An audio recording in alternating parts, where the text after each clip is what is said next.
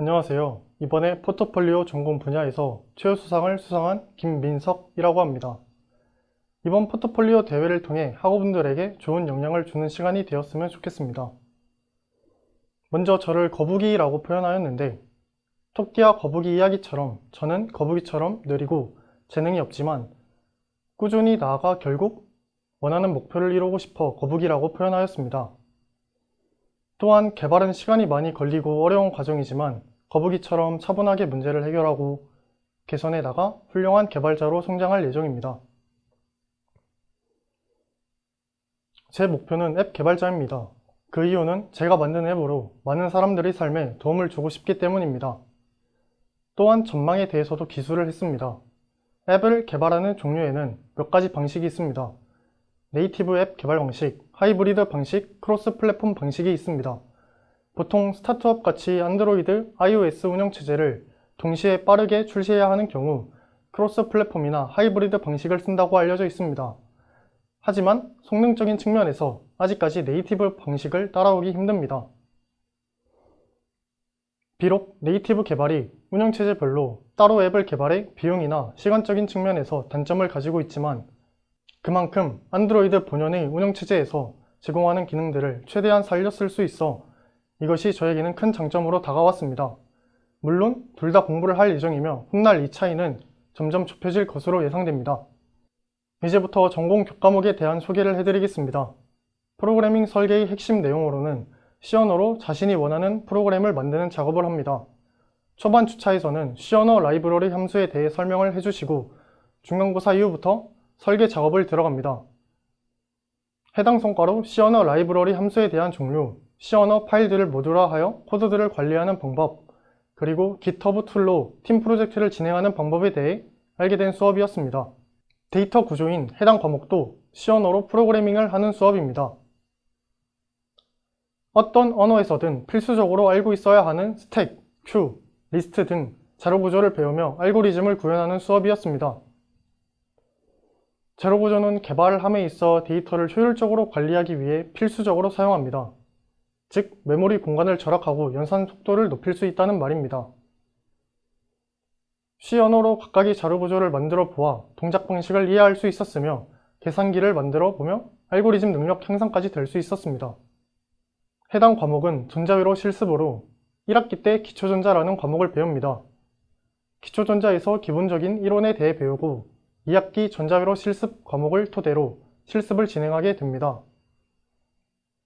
브레드보드, 속칭 빵판이라고 불리우는 문합된 기판을 사용하며 회로를 구성하고 오실로스코프 파형 확인 및 전압 측정을 합니다. 또한 피스파이스라는 시뮬레이션 툴을 사용하여 회로를 구성하며 실 측정값과의 오차값까지 확인하는 작업을 할 수 있습니다. 이제부터 간략하게 비교과 활동에 대해 소개해 드리겠습니다. 여름방학 특강으로 자바 초중급 개발자 과정을 들었습니다. 해당 과목을 통해 자바의 기초 문법과 핵심인 객체란 무엇인가, 인터페이스란 무엇이고 오류 처리는 어떻게 해야 하는가에 대해 상세하게 알려주십니다. 강사님께서 강조하시는 자바스럽게 프로그래밍을 하는 방법에 대해 고민하며 프로그래밍을 하게 되었으며 수업이 끝난 후 질의응답 시간으로 배운 내용에 대해 질문을 할 수 있어 실력 향상에 큰 도움이 되었습니다. 2023년도 11월, 2024년도 1월에 좋은 기회를 얻어 학술 대회를 나가게 되었습니다. 챗 GPT의 등장 이후 인공지능은 훗날 우리 삶의 필수적인 요소가 될 것이라 생각했습니다. 그래서 널프라는 기술에 대해 분석하며 해당 기술의 작동 원리, 제한적인 부분을 고려하며 부동산 애플리케이션, 파노라마 애플리케이션에 접목을 시켜 실생활에 도움이 되는 앱을 구성하고자 하였습니다. 또한 외국 저널, 국내 학술지들을 읽으며 논문을 적었으며 대회장의 다른 참가자들의 아이디어를 보며 생각의 폭을 넓힐 수 있는 계기가 되었습니다. 현재 저는 안드로이드 개발에 흥미가 있는 학우들을 모아 스터디를 진행하고 있습니다. 서로 공부한 것을 나누며 아는 지식에서 잘못된 부분이나 추가적으로 알면 좋은 부분에 대해 이야기를 하며 다양한 관점으로 앱을 만드는 방법에 대해 이야기를 나누고 있습니다. 또한 학기별로 하나의 프로젝트를 완성시키는 것과 겨울방학 때는 타 대학 인원까지 범위를 넓혀 같이 프로젝트를 진행할 예정입니다. 안드로이드 개발 블로그를 운영하고 있습니다.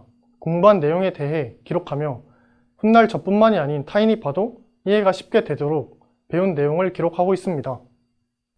현재 진행 중인 프로젝트에 대해 간략하게 소개해드리겠습니다. 교내 재능 기부를 풀 프로젝트입니다. 매년 봉사에 대한 시민들의 참여도가 낮아져 높이고자 스터디 팀원들과 해당 어플을 제작하기로 하였습니다. 자신이 잘 하는 분야를 남에게 가르쳐주며 봉사 시간을 채울 수 있고 그 준비 과정에서 자신의 실력 향상까지 이루어내는 것을 목적으로 제작 중에 있습니다. 또한 경제적으로 교습을 받기 힘든 친구들에게도 좋은 역량이 될 것이라고 생각합니다. 핵심 역량 자가진단 점수에 대해 설명하겠습니다. 1학년 때에 비해 3학년은 더 나은 점수를 보이고 있습니다. 그 이유로는 목표가 정해졌기 때문이라고 생각합니다. 목표가 정해지면 열정이 생기며 삶을 더 능동적으로 살게 되며 그 과정에서 새로운 것들을 많이 접하게 되며 전반적인 모든 능력이 상승하게 된다고 생각합니다. 전공 역량에 대해 소개하겠습니다. 1학년 때는 기본 프로그래밍에 대한 지식, 물리학, 그리고 설계 과목으로 구성되어 정보통신공학과의 기본 소양을 다질 수 있게 합니다. 2학년 때부터 본격적으로 소프트웨어, 하드웨어에 대한 이론, 실습을 진행합니다. 1학기 때는 실습에 필요한 이론들을 위주로 배우며 2학기 때는 실습을 진행합니다. 기초전자에서 전자회로 설계, 논리회로에서 논리회로 설계, 데이터 통신에서 컴퓨터 통신 실습으로 구성되어 있습니다. 이 과정을 마치고 난 뒤 3학년 때 본격적으로 자세한 CS 지식 및 실습을 배우는 데 있어 문제가 없도록 커리큘럼이 짜여져 있습니다. 목표를 위한 역량 상승 필수 계획에 대해 구성해 보았습니다. 교내 교과목 앱 프로그래밍, 웹 프로그래밍, 데이터베이스, 종합 설계 프로젝트와 더불어 알고리즘, 개발 공부를 병행하며 스스로의 역량을 높일 계획입니다. 제 계획에 대해 설명해 드리겠습니다. 5월부터 6월의 핵심은 지금 진행 중인 프로젝트를 완성하며 기말고사도 준비하는 것입니다. 7월 달부터 9월 달에는 교회 사설 안드로이드 개발 동아리를 들어가 교내뿐 아니라 더 시야를 넓혀 공부를 할 예정입니다. 또한 코딩 테스트도 준비하며 백중 골드를 달성하는 것이 목표입니다. 10월부터 12월에는 2학기 중간고사 및 기말고사를 준비하며 부트캠프, 인턴 관련해서 지원할 예정이며 크몽이라는 외주 사이트에서 앱 개발을 진행할 예정입니다. 그 이후 12월부터 10달간 부트캠프에 들어가며 실력을 점검하고 쌓으며 정보처리 기사 취득, 토익, 토플까지 준비하고 가능하면 프리랜서로 활동을 하고 복학을 할 예정입니다.